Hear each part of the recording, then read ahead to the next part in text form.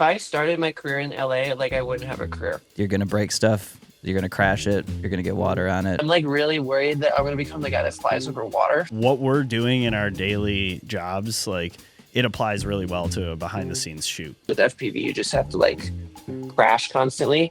We see 15 drones on the wall, and I see some of the stuff that you've done, and I honestly would just assume that you've been doing it for longer than you have. Like that project is definitely one that I'm gonna remember forever. Good morning and welcome to the Table Scraps podcast. On today's podcast, we have FPV pilot Ian Tunney joining us. Ian is an FPV pilot living in LA, so we talked to him a little bit about some of the productions he's been on, how he got started, and what he has planned for the future. We hope you enjoy.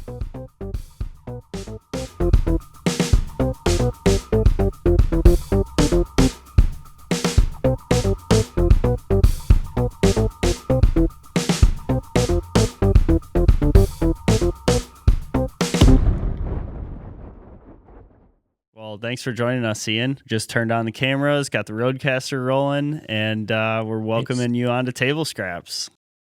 So we haven't known each other that long, only, like a couple weeks now? I think so. It didn't take long to get to know each other when we were together for, 4 straight days, something like that? Yeah, just in the swamp in Florida, just boats and cameras and drones and stuff. You kind of just naturally have a good time.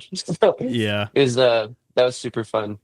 Really fun. And we can't go into too much detail on that trip. So our conversation is going to be more around like what we do outside of that one thing.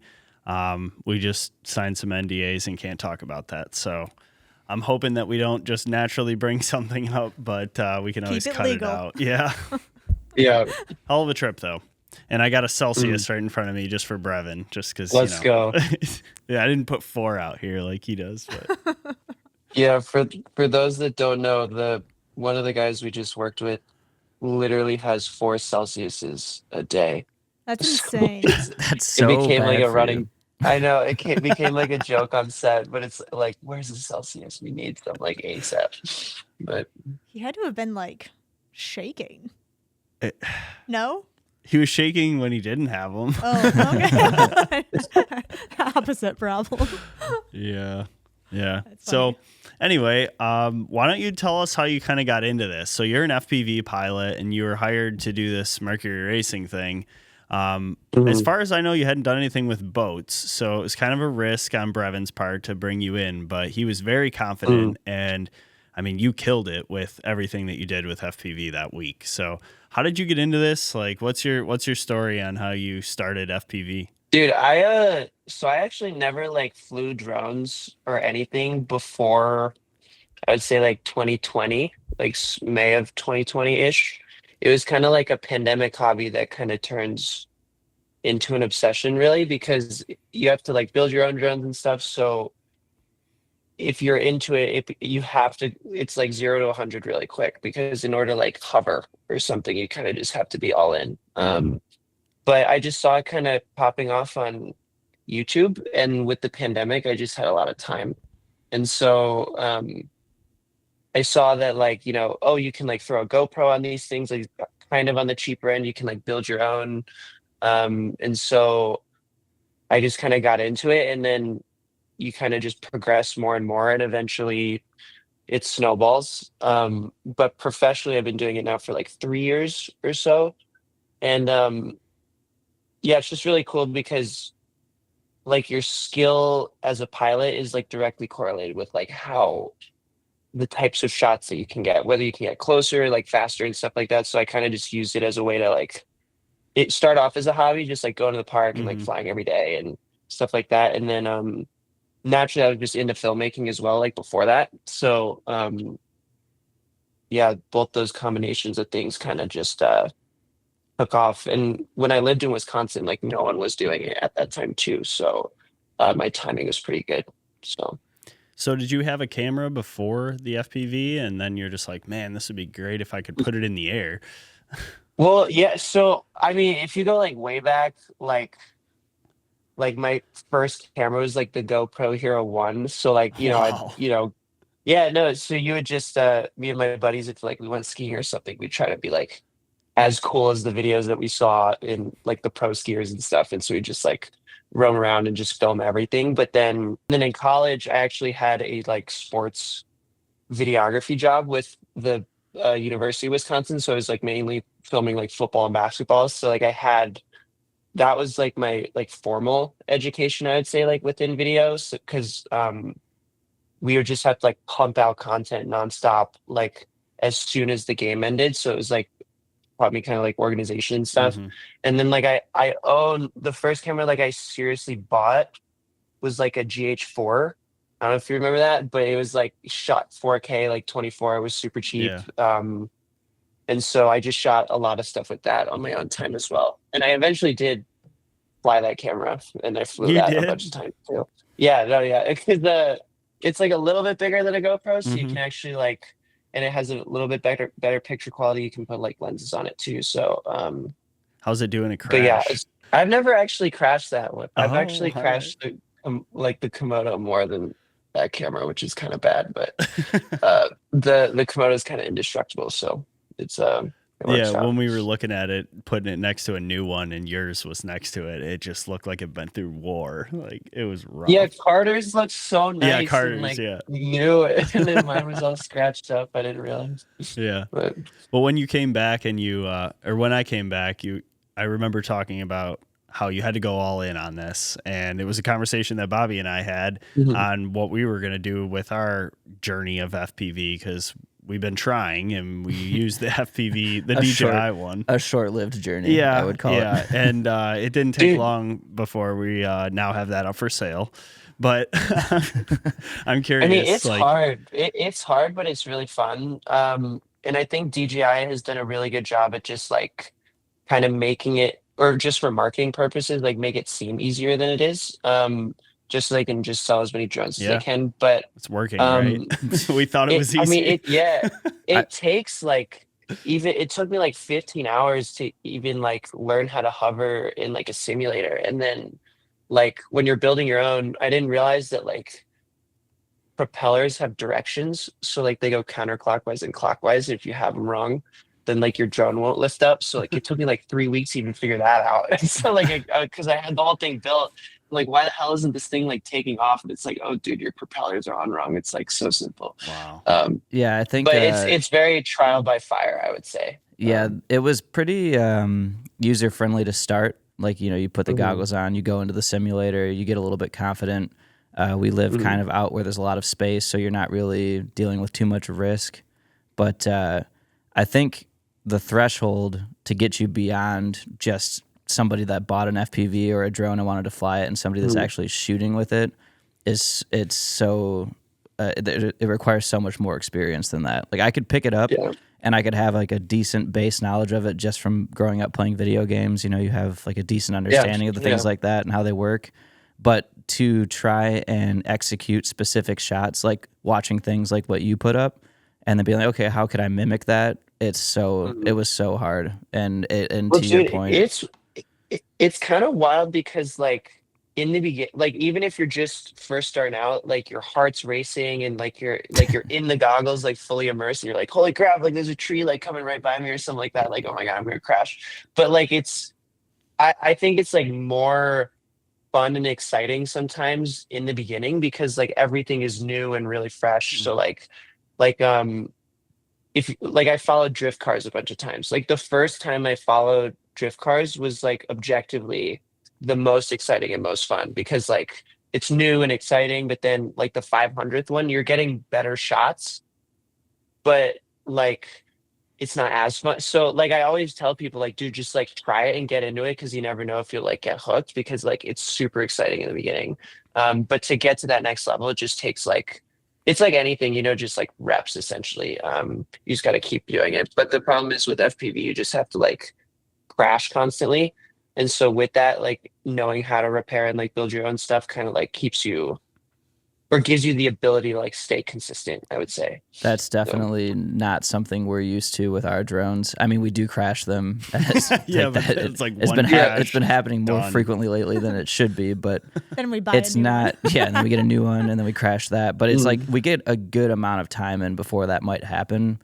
we fly over water a lot, so there's not really any Right. forgiveness. When you crash, it's pretty much over. I know Brad was talking about you guys were experimenting with like some life jackets for these drones, which is smart, and I hope that it They works work. and that we continue to invest in that type of It thing works. because Yeah. when we lose them, we lose them. But like the first time that I crashed that was so it rattled my nerves so bad with that FPV. I didn't think I'd be able to recover it. I thought I broke it. You know, I had to clean some mud out of it, get new propellers, but it was fine. To your point, you have to Right. get used to the idea that you might crash, and that's so not okay for what we do because when you do, it's Yeah. gone. That there was no Yeah. the nerves that I had were almost like completely overcomplicating the whole process and not really Yeah. allowing me to get a little bit more comfortable and a little more risky with it. Dude, definitely. And like I think FPV kind of forces you to be obsessive about what can go wrong because there's just so many things that can go wrong. Whereas like with the Mavic, because they kind of like essentially fly themselves, like you still have to be on it, but um just naturally you're not as obsessed, I guess. But what's nice about the Mavics is like they're just really great professional tools. Like they just work constantly, like all the time, and you Yeah. can just get great shots. So like, and they're just different tools for different jobs. Wait, so Bobby, you're also just like on the water constantly, basically like everything's kind of just shooting boats with Brad. I would say probably like 60% of my time is that now. It Mhm. was 100% when we first started. We started to branch out into some different things. Like I'm doing work with a local realtor right now, so that takes Mhm. up quite a bit of my day to day.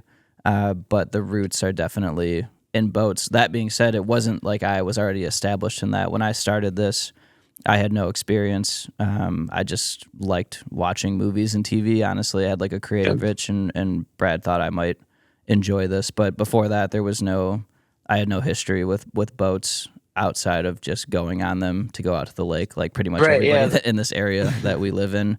Nothing beyond that though. Dude, yeah, because I like just discovered like the performance boat world like a week ago It's a or like two wild weeks ago. place. It's nuts, dude. Like the types of boats and like the designs that people are doing, and then they'll put like six like really expensive motors on the back of it. It's like, what is going on? Like I think Brad showed me one of like flames coming out, like it was a drift car or something. I'm like, oh my gosh, Yeah, it was it's the so X cool though. Insurance Oh, turbine yeah, that boat. one's Oh, pretty wild. yeah. Yeah, there's some wild boats. Yeah, it's a pretty Mhm. a pretty expansive industry that it's kind Mhm. of odd that we're in it, honestly. I mean, it makes sense because we have a local performance boat builder in the area, and that's kind of where all of Mhm. this stems from with Brad getting in with them a long time ago. But yeah, there was no prior knowledge of anything for me either. And then you just kind of go to Mhm. all these events and get to know all these people, and you realize that there's this entire community that just exists. Right. Yeah. No, and I think I'm a big believer in like fresh perspective. Like sometimes I like being in situations where I know nothing about, like especially with sports, and a lot of FPV stuff is revolving around sports, and I'm like not into that, or not. I don't like follow them religiously like Hmm. a bunch of my friends do. But it's like because of that, you're just able to like kind of see things in a different light, and it makes things a little more just different and creative, I guess. So So you came, Brad was telling me that you live in LA now. Is that right? yeah, I moved here in January of last year, but I born and raised in New York, and then moved to Wisconsin for school. Stayed out there for like 7 years total, and then yeah, just moved to LA like last year. So When you moved to LA, was it after you had gained experience with yeah, FPV and then wanted for to sure. take that skill to LA, or were you already planning on going to LA just for video in general? No, it was a very specific career move. Um, because there's only so many types of work in certain places. Like for example, there's a lot more performance boat work in Arizona, right? Does that make sense? Like because there's just more stuff out there. So like Wisconsin specifically had good FPV work, but it was very much like with schools and campuses and like tourism boards, and it was very seasonal because of the winters, as you guys know. So like uh, whereas in California, there's car commercials, there's action sports, there's just a lot more things that are going on at like a high professional commercial level that just wasn't happening in the Midwest. And so, um, and everyone kind of lives here. I would say too. So it's really easy to oh, I saw this, really talented director on Instagram. Like, let me just DM him and, maybe we could grab a coffee or something. Like that can happen here. Whereas in the Midwest, I would say I was like at that point when I moved, like a medium-sized fish in like a small pond, I would say. And so now I'm kind of like still a medium fish, but like in the ocean, if that makes sense. So like it's but there's just a lot more opportunities. And I'm like super happy with the move so far. It's been very busy, met a bunch of people and yeah, but it was very much like a strategic career move. And I didn't want to move until I had like an established portfolio and gear and stuff because like the competition is just very high out here. So when you moved, did you already have some companies or projects you were working on in LA or? Well, so I kind of told this to Brad a couple of weeks ago. Like the freelance commercial lifestyle, because that's where most of my work is. Okay. It's never like direct to client or anything. Like my calendar, or I never have anything on my calendar past like a month in advance ever. Gotcha. So like it's very last minute sporadic. So like moving to LA with like I didn't have like a general plan, but I knew I had like or I did have a general plan, but not like a specific like, oh, I want to work with these Yeah. people. It's You just more knew of the just like opportunity was there. yeah, and what was cool was a lot of my Midwest connections kind of kept me afloat last year because Yeah, that's what you were mentioning to me. You yeah, moved to LA, but all your work has been everywhere else. I know it's not like LA's kind of going through some growing pains right now, I would say, just with film and TV. But the commercial world's like some of my biggest like Harley Davidson is a Wisconsin company, Mercury is a Wisconsin company, uh like the Brewers, there's just a lot of large names out there that are you wouldn't kind of expect to be from Wisconsin, I guess. Mhm. And being the only pilot there, like word of mouth has always been how I got work. So uh, that helped me transition. And then now I've been there a year, like kind of networked a lot and starting to get more and more opportunities like in the California, like Western area. So, but it's still like even right now, like I have two jobs next week that like didn't exist when I was with Brad like a week ago. And it's like, Okay. and Nice. I'm just like going to South, like, so like next week going to South Dakota and then right to Miami again. And like when I saw Brad, like those were just not on my calendar at all. So it's like really sporadic. And it's kind of tough because like it's hard to make plans For because sure. with that stuff, but you kind of get used to it after it's been like kind of 3 or 4 years like that. So It's a young yeah, man's just game. last minute planning. Yeah, Okay. kind of. So just lots of flexibility. Yeah. South Yeah. Dakota, I feel like that's kind of random. I know I've never been. Okay, yeah, But me we're either. we're doing a bunch of like UTV stuff near like the Mount Rushmore area. That Really? kind of just like Oh. wooded vibes. Yeah, I don't know. That It's sounds gonna be like sweet. 3 days. Yeah, but that's the thing. I kind of enjoy like even though it's kind of scary not doing like not knowing what you have like for the rest of your life, like past a month. It's kind Yeah. of Yeah. it's kind of like exciting because then out of nowhere just like an opportunity to like go to South Dakota or like follow racing boats just like comes out of thin air. For And so sure. like those little when those things happen, it kind of like gives you more confidence to just keep seeing what happens in the future, I would say. Definitely. Just But trust in the when it process. yeah, literally it's just blind naiveness and trust that it's going to work Uh-huh. out. But it kind of does work out if you keep yourself busy, I Yeah. would say. That's cool. Well, I'm glad it's working out for you. I don't know, me too. Like last year, because last year I moved and it was like, oh my God, like what am I doing? Yeah, that was probably a little scary. Yeah. Well, you Yeah. got to tell us about the drone park a little bit because you mentioned you got to get all these reps in order to become at the level yeah, that you're yeah. at. And going to this drone park, we got to put up some videos of like you actually flying at it because when you showed me, I was just blown away. I'm like, oh, well, this Yeah, stuff no, with the it's boat's going to be easy compared to that. You're used to seeing me try to fly around the same pine tree like for an hour. No, this is wild. dude, it's literally like that. So I started doing it in Wisconsin. We just didn't have like a formal area, but in LA or in the Valley, there's like this place called Apollo 11 like model aircraft field. And so it's a like a park for like a bunch of RC stuff. So they have like a small runway for like RC planes, or like a spot for like RC helicopters, and then like drones too. And there's like gates that like drone racers use, and there's like hoops and stuff and obstacles, and it's like there's like a charging station. So it's like a formal way to like just go and like fly basically. And so I kind of use the analogy of like surfing. Like if you go to Pipeline in Hawaii, like it's such a like you're gonna run into pro surfers just like ripping there all the time. And so that's kind of like in LA, the drum park, like, and a lot of my connections just showing up there and just like flying. Uh, like you're in, if because we're in LA, like you're just gonna run into people that do it full time. Mm-hmm. And so like not it was like also like it's a good way to get reps in, but it's also like a great networking tool, I would say, because there's just so many people that are in the industry, like in this area. But it's literally just like a gym or like a skate park for drones. So, and like I've kind of treated it as a way to, like, it's hard to push yourself on a job because you have to be professional and you have to like just get the shots in like short amount of times. You shouldn't necessarily like be going out of your comfort zone, I would say. But in the park, like if I go there in the morning for like 2 hours and I crash like 20 times, like it's totally fine. And I can just like walk out, pick it back up, and just like throw more propellers on it and then just like go.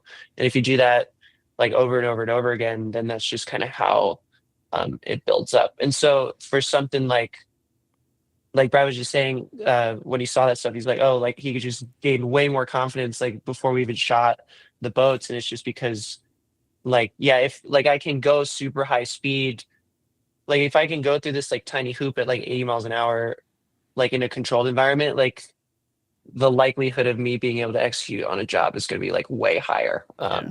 It was just like a little variable that we were like over water and stuff, but A little different.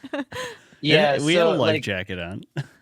yeah, but so we were it's like I always try to put myself in situations where like I'm like within my comfort zone, but like pushing out just a little bit on the jobs, just so like you're still getting exciting stuff, but being in the park like every day, just like flying is like I would say the secret to like being a good pilot is just time and effort in the park. Like if you're a professional runner, like you have to run every day. Like there's just no getting around it. These drones that you're taking to the park and crashing over and over again, are you using specifically drones that are like easy to fix or like your cheaper drones or Yeah, anything like that? Stuff yeah, that you can beat on and not really be too worried about it? Because yeah. for my hmm personal experience, I have one drone. It's the same drone that we would use all the time. Just so there, it was like there was very little room to work with there. If I crashed it and broke it, that was it. We weren't going to be buying another one. Yeah, no, and the thing is too, like if you like crash things over and over and over again, like they're not going to be reliable. So like it's um yeah, no, they're called like or in like the SPV space, they're called like beater quads where you just like beat the hell out of them and then just like constantly just crashing them all the time. And usually they're pretty durable, especially if you're like over grass. So usually you're just swapping out props, but every once in a while it's like, oh, like I broke this motor, let me just like swap it out really quick. You just and then the professional thing, like drones, we just kind of leave them sitting, and then we only use them for like actual jobs. I would say it's just safer that way too, because you could like crash something and then like fly it, and then out of nowhere it just like falls out of the sky. And you're just like, oh shoot, like gotta so can't have that happen in like a professional environment. That was one of the things that kind of blew me away was your ability to fix things. Like stuff just constantly was breaking. Not your fault or anything. I think it's just the nature of the beast with FPV. It's yeah. But you No, were it, you were like putting them back together. You were swapping cameras. I don't even know what you were doing. I was filming it and I have to go watch back and like take notes. But like it was I mean, impressive. it's still hobbyist level equipment, like I couldn't do that with a DJI drone, like because those things just work all the time and like they're just put together really well. But yeah, like at the larger drone world, it's still at its core like hand built stuff. So stuff just inherently never works perfectly all the time. Like you can mitigate risks and like do all you can in the front end, but like if you're putting one of those big drones through like large Water. splashes of water like Water. 5 times in a row, like something's gonna happen. And so like you need to like have the ability to, if you want to continue to have a good day and keep getting more shots, you just have to be able to like fix stuff on the fly. And like you learn more with experience. Like I don't like if the job that Brad and I were on happened like last year, I think it would have went very differently just because I wasn't as prepared. So um but yeah, you just like learn through trial and error and like learn a thing or two. Like we got water on like the Komodo sensor like when we were going on that one gig, and like that's never happened to me before, but like I had like swaps and stuff like in my bag for like from like other jobs, and so we were just able to like kind of go on the fly and try to like fix things. But like even just after that one project, like now this next time like I'm ever over water, it's just going to be like so much easier just because been through that. But yeah, you're just constant, and the problem with FPV is you're usually also hired to get like very high risk shots, like oh we want to go through this dust cloud, or like oh we want to follow this thing at like 90 miles an hour, and so like things usually do go wrong, so you just kind of have to work on the fly to figure it out. Yeah, just like an inherently reckless shot to get like that. And Like yeah, no, it watching doesn't. that the video of you. I think it was it a Ford? Was it a Raptor or something like that? And you were flying through. Yeah, that was really fun. You mentioned dust cloud, but yeah, just big Yeah. desert sand thrown up in the air, purposefully flying through that. Same thing. Brevin hiring you to fly through water. Like it's just kind of like Yeah. part of the job. You're gonna break stuff. You're gonna crash it. You're gonna get water on it. Everything that you buy, I imagine, is built with that in mind. Being able to replace it Oh yeah, quickly, yeah. being able to break it, all that. Yeah, and we like that's why we rolled out like I forget who I was telling this to, but like I pack so much stuff, and like if everything goes right, then like 60% of the stuff like isn't used. So you're just like like doing redundancy all the time. But what you like, my biggest fear is like being in a situation and knowing I have the ability to like fix it, but it's like at home, or so like all this stuff is like at home. So I'm super obsessive about that stuff. But yeah, dude, that Raptor project was actually a free spec project. It was just some guy with a Raptor, and like I kind of locally knew some people with like an arm car, and they reached out and were like, "Yo, we have this like crazy Raptor and this crazy driver. We want to just like come through to the desert and like rip it." And I'm like, "Yeah, like let's do it." And so like because the thing is with paid work, I would say like if it's a high-end commercial, you don't have the ability to like go outside the bounds of like what's storyboarded.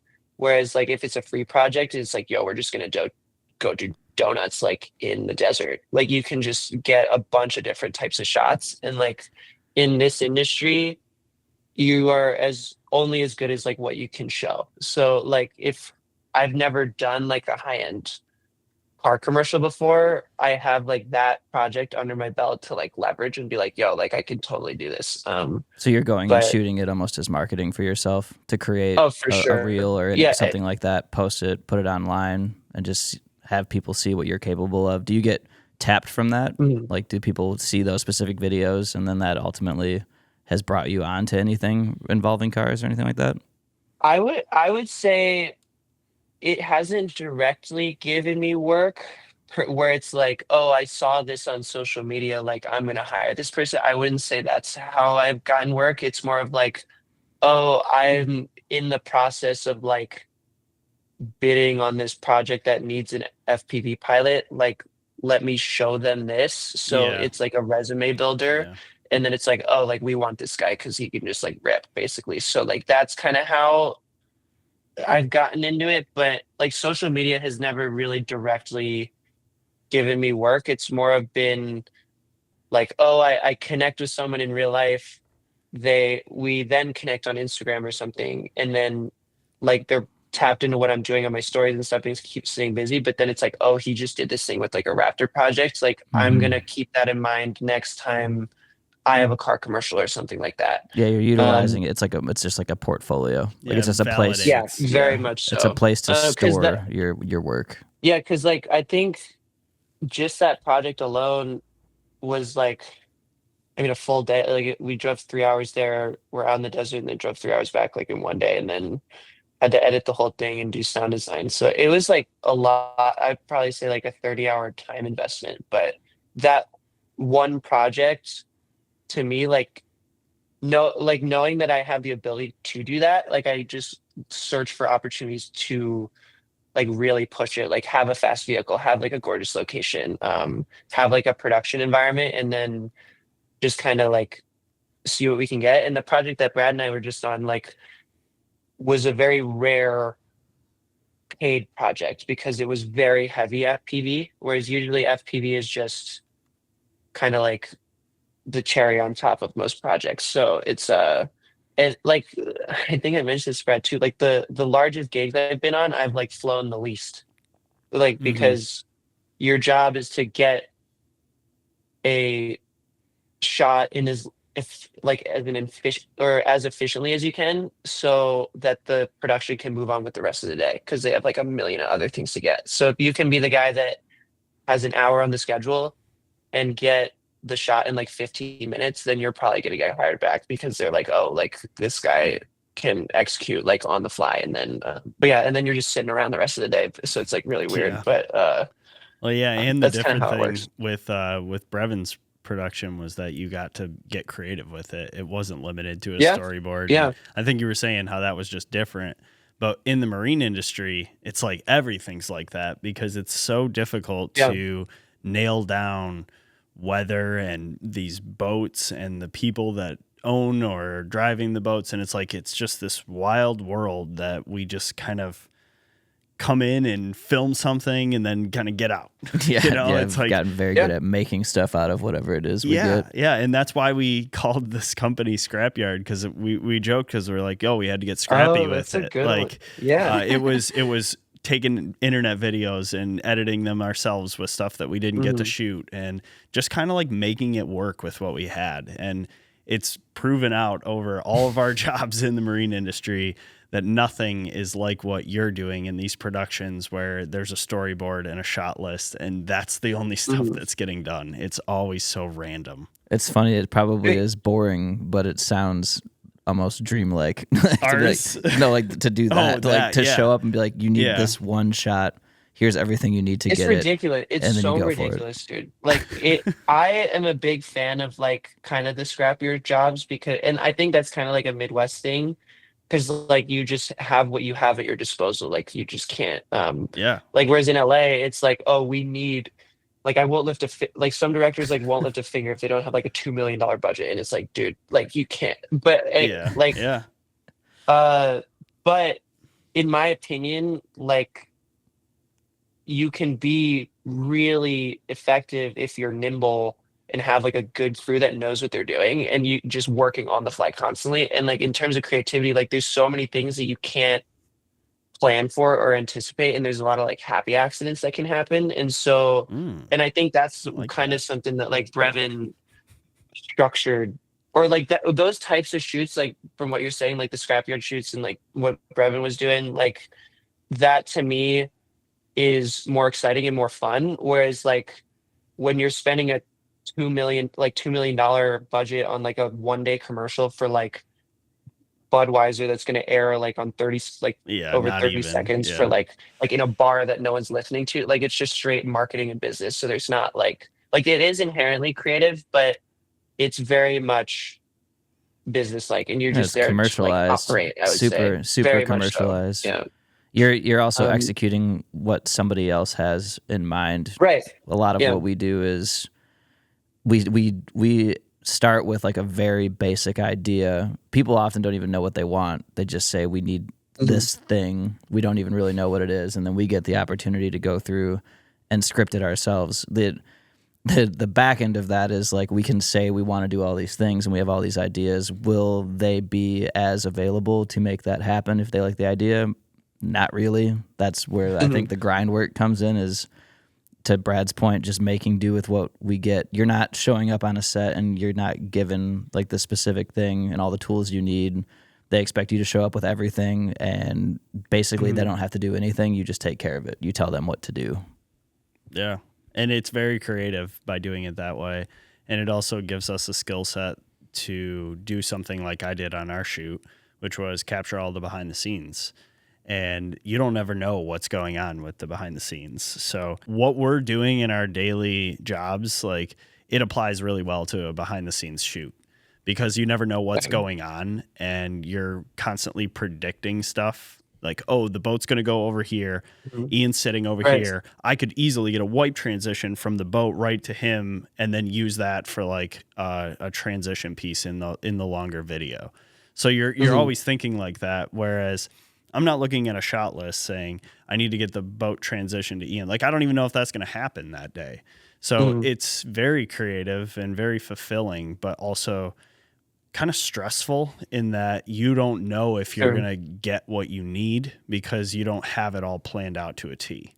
No, I mean, dude, like that's documentary filmmaking, I feel like at its finest. You know, you're just kind of piecing together what you have and like creating scenes with, you know, one camera. You don't have like a whole crew.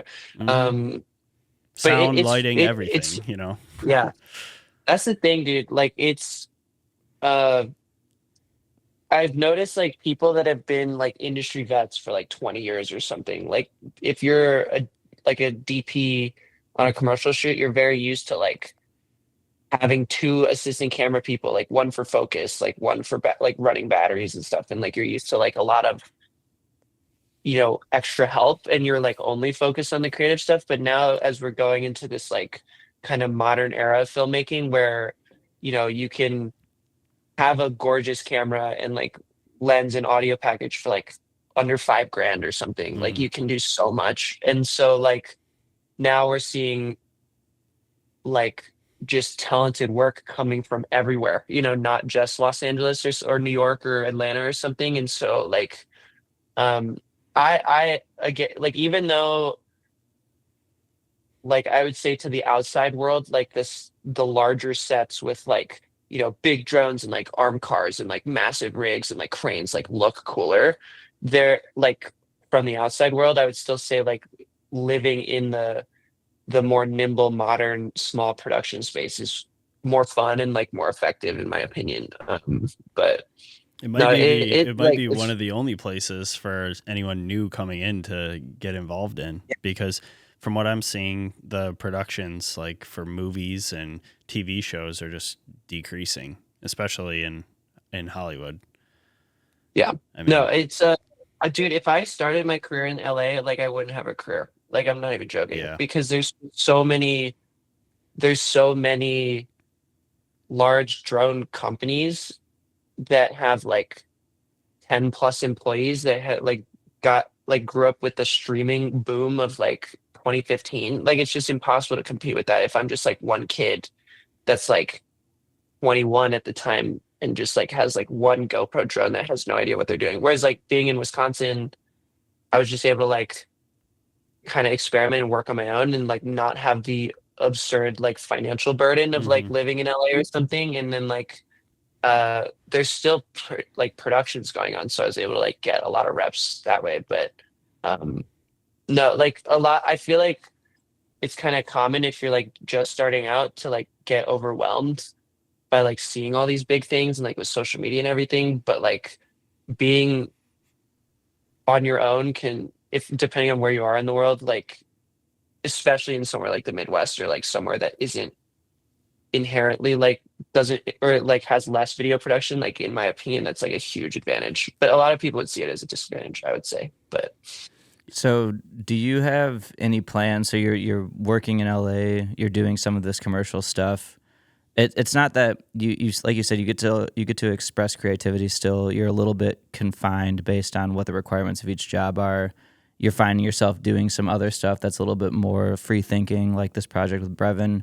Do you have any plans for your future to try and like lean a little bit more into that type of stuff? Like, is there a way to implement FPV into documentary type stuff or run and gun type stuff? Do you think you might pick up, you know, a camera again and try to go that route now that you're a little bit more planted in the creative space? What do you think? I don't know, man. I'm like not the best at planning because like I said before, like I don't know my future past like a month in advance ever. So like it's kind of one of those things. But in terms of just like broader goals, like moving to LA also kind of had tied with it. Just like being on a movie set, like a large movie set, is just like um, something that I know I can do. It's more of just like having the opportunity to do it. So because like like the dream would be, Mission Impossible. You got like helicopters, like talent going on like motorcycles. You're like on the drone. It's just like one moment, like, and then there's like explosions in the background. You just have to like nail the shot. Like, would love to do that at least once, but that's more of just like a fundamental like artistic goal. Like that's not really like a life goal, I would say. Mm. It could Um, be both. It could be a little yeah, it bit of could be both, both. but like I'm learning now that like the movie industry is like so, I guess, not stable. So it like Hmm. as I'm getting older too, it's like my priorities are changing. So like you could be like I being here in LA, like I know a bunch of guys that have worked on Netflix projects like 2 years ago that just are struggling to get work because like it's FPV is a very boutique thing. And I don't even, it's like very difficult to incorporate it in like a tasteful way to something like a narrative movie or like a documentary because Totally. it's so naturally Fast. energetic. Yeah, it's Yeah. so So it's like, different. It's different yeah, from everything else. so but there was a project actually that hasn't, I don't know if it's come out, but like it was for like birds. It was like a bank swallow or something, and they like had nests in Milwaukee or something. And I was like flying around as like POV of a bird, and it like worked really well. It was like a lot slower, a lot more like beauty type shots. Hmm. Like that to me makes sense, or like a nature documentary or something like that. But like the filmmaker side of me knows for a fact, like, oh, if you have like a really emotional scene with like tears and like people crying, like FPV is just gonna look stupid, something like that. Like if you're just gonna like, so it's one of those things where like would love to do like an action movie or something, or and like that's like why I have so much work in the commercial space and like the automotive space. But um, there are inherently limitations to it, so it's one of those things. Yeah, I don't know. I'm just gonna keep like figuring it out, I guess. But I definitely want to. The main goal right now is to, like actually save money as opposed to like buying more gear. But Yeah. I That's Speaking of fair. which, how many drones do you own right I now? wanted Because to ask that, we see Bobby. so many on the wall. I don't Oh, there's at least 8 I can see.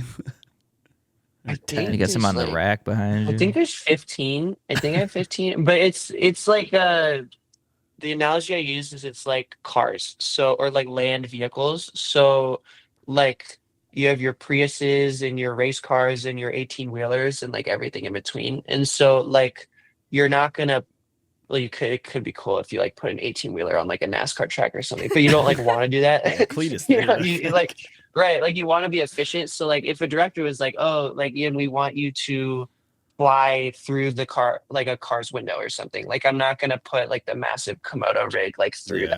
that. We're definitely gonna put a GoPro on it or something. Or it's like, oh, we want you to fly like underneath Talon's legs or something and like whip back or something. Like we have like small guarded drones for that stuff. And so or if we want to follow a boat at like 80 miles an hour, like with a really high end camera, like there's stuff for that too. And then the thing is, when you have one, you need two of the same drone because like something's going to break. Hmm. So that's kind of just why I have so many. I would say I have like 7 types of FPV platforms. And you've built Um, them, all of them? yeah, for them, I would say like 80% of them, I Okay. would say. And then, but I've probably gone through like 20. Like they literally like you're just constantly breaking stuff all the Uh-huh. time and like repairing. And I have like a big tool chest with like just parts now. It's kind of nuts. Like I like when I graduated, I like knew nothing about this stuff. It's kind of weird. So I've kind of like yeah, literally when I graduated in the pandemic and like that's kind of why I went freelance because there was just like no work. So like the but I didn't even fly any drones or like know how to solder or like anything. And now like 5 years later, like it's my whole life. So that's kind of why I don't have like super specific like long-term plans, I guess, Uh-huh. because like it's kind of been working out not having plans, if that makes Well, sense. So like, if it was yeah, just I the don't know. pandemic that you started, I mean, you're just kind of cracking it open right Yeah. now. Anyway, like I know, we yeah. see 15 drones on the wall, and I see some of the stuff that you've done, and I honestly would just assume that you've been doing it for longer than you have. So maybe Hmm. my question about a long-term goal is irrelevant right now. It seems like you're just enjoying it and finding passion in it, and maybe that's enough for now. How old are you? Yeah. I'm 26. 26. Yeah. Okay. Yeah. And Yeah. when all four So of us graduated college, we didn't have any knowledge on cameras or anything. So, and we all graduated college. Yeah, I think I was 30 when oh, I dude, like started any the of this. thing is, too, like I would say, like if you were getting into media in like 2000, between like 2005 and 2010, like the tech then compared to now Hmm. is like oh, you like having an HD camera was like a big thing, whereas now it's like, oh, this camera shoots like 6K and like can uh just do all these things, and you can get it for like 3 grand Yeah, or something. right. Like it's this weird, like my timing I think was really just solid, because a lot of the stuff that I got was like truly affordable, Yeah. and like That's how I felt it wasn't out of by getting reach. like the FX3 and even the Yeah, Sony, even yeah. the A6300, the camera that I started on. It was Mhm. affordable to do it as a hobby, but the work wasn't looking like a hobbyist. The quality Yeah. of it was of a professional level. So it was easy to get into it. And you can go back and you can look at like Casey Neistat's vlogs and Yeah. what he started with, where he was filming, with like the Dude, it's handheld The nuts. camcorder. Yeah. to like Yeah. now where he's using a Insta360 X5 and recording in 10K or whatever it does Hmm. for like a quarter of the price. It's crazy. But his vlogs, it's Yeah. nice because you can see like the full progression because he's done it for so long. Yeah. Yeah, I don't even know how I got here at this point. It's like, but it's cool to just have these unique tools. I would say. I mean, we were flying like a super slow-mo camera the other week, like through water. I don't, did Brad, like, I hope Brad showed you some of that stuff, but it's like He has not. I have Yeah, not he seen. hasn't shown us. I don't have it. it's He did oh, say, "Oh, oh I wish I could show you this." He did say that. Who has right, it? Do right. you have it? Yeah, it's confidential. It's Yeah, so confidential. No one has it, actually. Mercury but has like, it. but like the fact that like even like this camera shoots like 600 frames a second, like 25 times slow. So like 1 second is 25 seconds. And like to me, like I At don't know, like 5K. I'm not. At 5K. I know at like 5K resolution, it's like that's nuts. Like I think I said this to Brad like on the shoot. It's like, dude, this is just like a magical box that like captures time, and I'm Yeah. just like, Yeah. what is happening? And Brevin's then we're like, just why is it flying so it. small? I know, and like I did not like I'm not an engineer or anything. Like I we just and we're flying it like a thing that I built. Like it's just wild. I have no idea how we got here, but Yeah. Well, it's working out, I would say, from what I've seen. You're figuring it out as you go, and that's commendable. And Yeah. we're excited to see where it takes you too. Hopefully, one of these days we can get you on one of our shoots as well. Yeah, we'll figure out how to Dude. get FPV into a dock. We'll figure yeah. it How out. long have you guys had the company for? Like when did you guys start like formally operating as Scrapyard?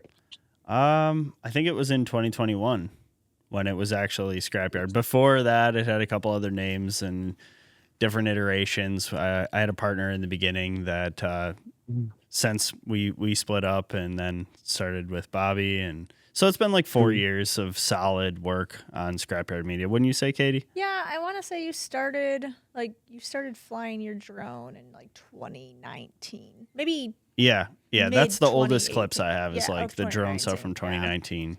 But then when the pandemic hit, like That's when you. it was the really, same thing as you, yeah, Ian. dove Like into it. I was able to fly that thing all the time. We were working remote Right. at that point from my normal job at GM. Like so I felt like I had all the time in the world. And then you quit your GM job Yeah, quit the in GM. 2021.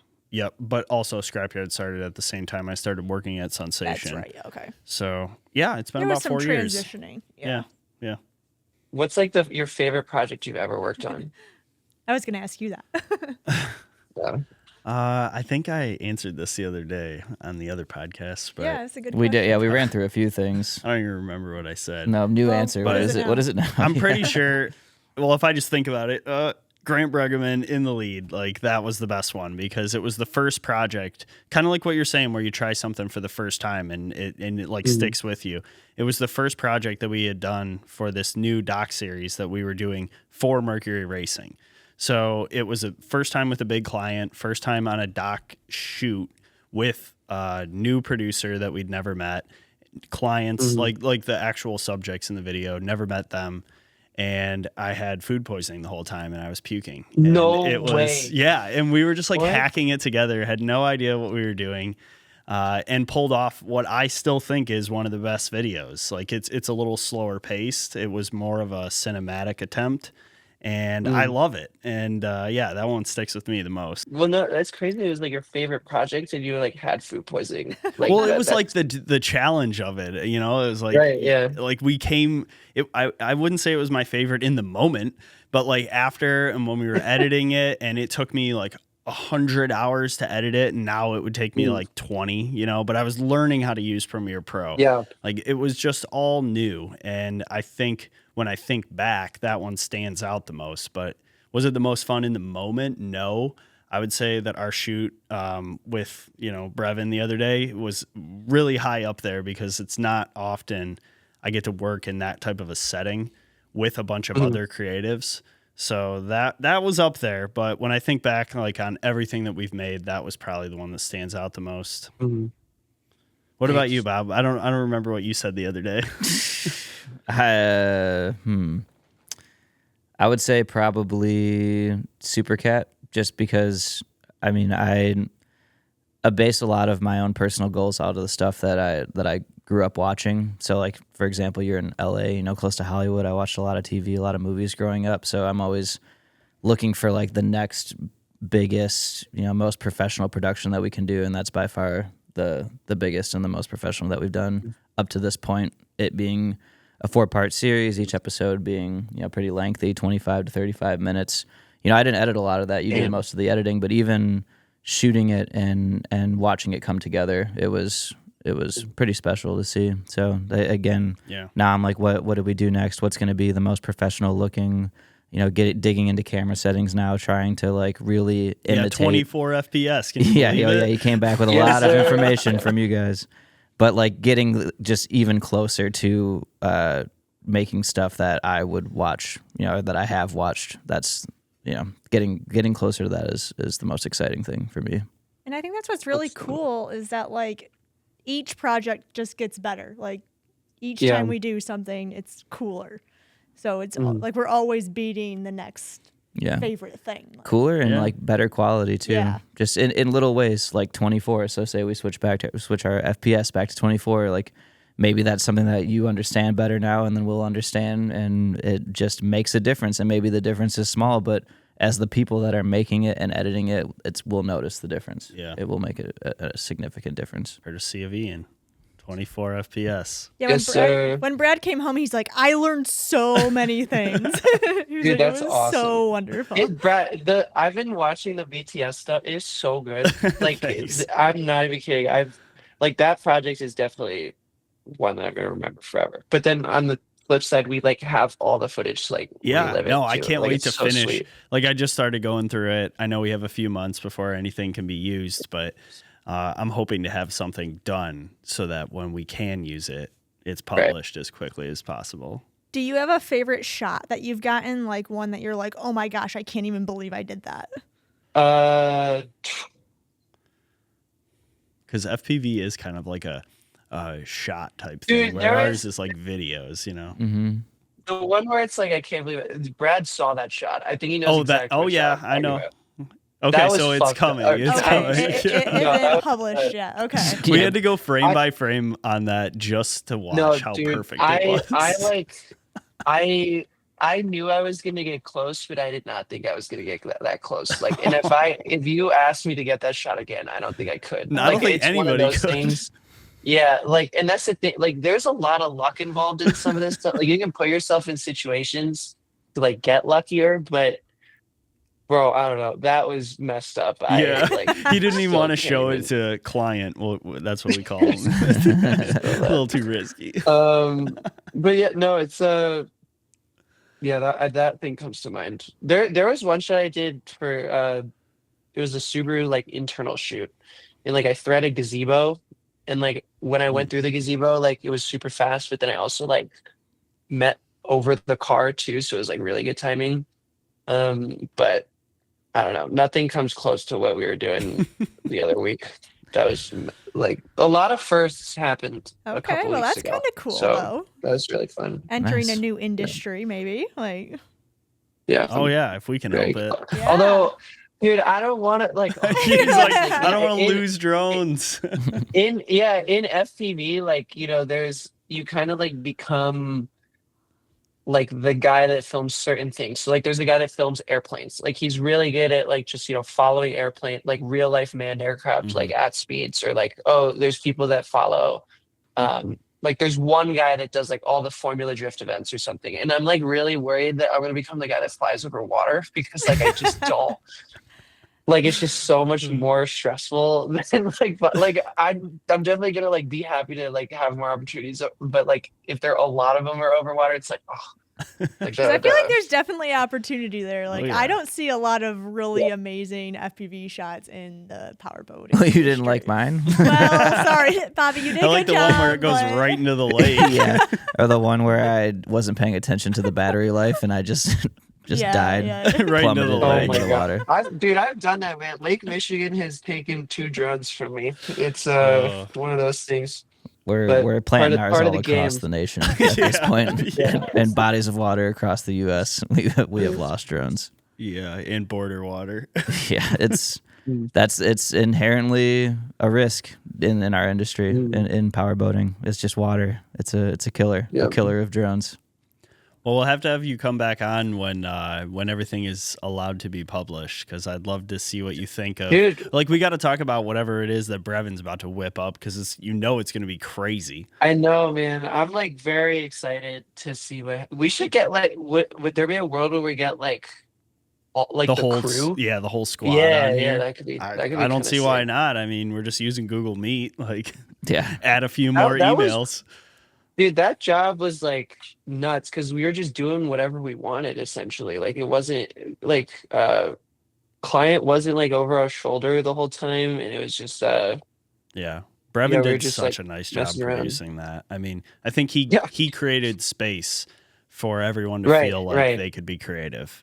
And I mean, what a great director to be able to do that and to give us the opportunity to just feel comfortable doing our best. It was awesome. I mean, even just having like we kind of chilled at the like Airbnb trap house swamp situation, creative like trap the house. the day before. But like even just having that, it's like, and he was very adamant about saying like that was intentional because he just like wanted to like acclimate. Yeah. But yeah, no, there are, and like you were saying before, like it's a lot of little things that have like just a large impact. But no, it was so fun. cool. Well, great. when it's non-confidential, like Brad said, I we'll know. come back on, maybe get all you guys on, That'd be sweet. and Yeah. by then we'll be able to see it. But yeah, until then, we appreciate you coming on and talking to us, and it was nice to meet you. Again, hopefully we can get you out here for a project or meet up somewhere along the way in the performance boating industry with their new #1 FPV drone pilot. Get his information here, brand new. You're gonna make a killing out there. You're gonna kill several drones in the process. But yeah, man, thanks for joining. It was good to have you. Yeah, thanks for having me, guys. I had a great time. So appreciate it. All right. Thanks, Thank Ian. you. All right, take it easy.